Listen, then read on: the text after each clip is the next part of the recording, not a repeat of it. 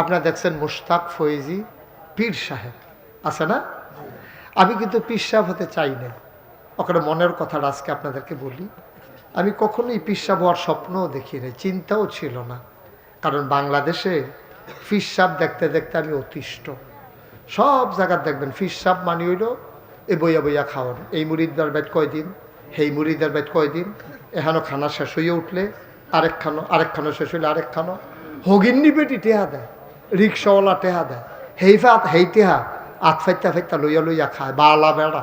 ঠিক কিনা কন কথা, ঠিক কিনা? এই যে আমি মুশতাক হয়ে যে আমার যে দেখতে আছে, আমি যদি মাডিও কাটি সব হালাই দিয়া তো 500 টাকা পাই রোজ।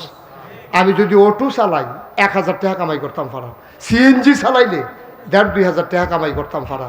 আমার মতো মানুষের যদি আমি বইয়া বইয়া খাই আর মানুষের না টেহা দেয়, রিক্সাওয়ালায় গরিব আতুইরা ল্যাংড়ায় কলজাড়ায় মানেনি কন। আমি এটা দেখতে দেখতে আমি অতিষ্ঠ। আমার দাদা ছিলেন ফুরফুরা সিলসিলার অনেক বড় একজন পীর, উনি অনেক বুজুর্গ ব্যক্তি ছিলেন। আব্বা ইন্তেকাল করছে দাদার আগে, তো দাদার আগে আব্বা ইন্তেকাল, দাদা তো হতাশ হয়ে গেছে। এরপরে দরবারের দায়িত্ব কে পালন করবে? দাদা ইমার্জেন্সি মিটিং ডাক দিছে। আমি তখন ঢাকা লেখাপড়া করি, আমারও খবর দিয়ে আনছে ভাই আইন সেটা সবাই কইতেছে, ও আমার ফয়েজ আহমদ, আমার আব্বার নাম হলো ফয়েজ আহমদ, আমার ফয়েজ আহমদ আমার ফাঁকি দিয়ে চলে গেল, অনি দরবার টাকাটা চাইয়া রাখবো। তো সকলে মিল্লা কো হুজুর আপনি যারে ভালো মনে করেন। দাদা পট করে আমার নাম কইয়া বইছে, আমার আদরের নাতি মুশতাক ফয়েজি পরে দরবার চালাইব। আমার 3 চাচা আছে, আমার বড় ভাই আছে। আমি বললাম সবাই থাকতে আমি কেড়ে।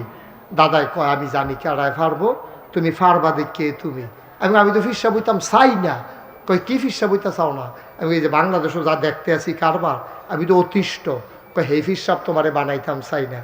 আমি কইলাম তো এলে আমার একটু জমিন দেওয়া লাগবে। দাদা আমারে মাত্র 9 শতক জমিন দিছে।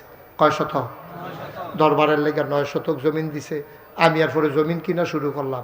জমিন কিনতে কিনতে কিনতে কিনতে আজ পর্যন্ত জমিন কিনছি 1800 শতক, 18 একর। কয় একর? আমার কথা কেন, কয় একর? কত শতক? 1800। কত শতক ভাই?